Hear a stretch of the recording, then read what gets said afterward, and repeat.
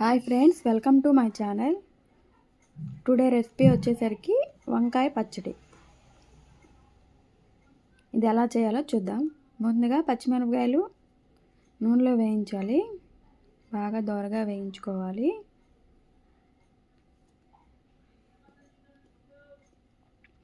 మీలో ఎవరైనా మొదటిసారి నా ఛానల్ కనుక విజిట్ చేస్తుంటే సబ్స్క్రైబ్ చేసుకోండి. పచ్చిమిరపకాయలు బాగా వేగిన తర్వాత టమాటాలు కూడా వేసి వేగించుకోవాలి.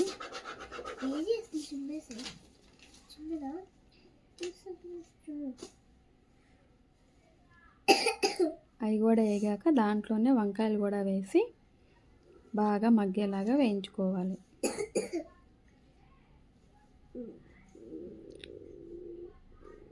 ఈ బాగా వేగిపోయిన తర్వాత మిక్సీ జార్లో ఈ మిశ్రమాన్ని మొత్తాన్ని వేసి కొంచెం ఉప్పు, జీలకర్ర, ఎల్లుల్లిపాయ, నిమ్మకాయ అంతా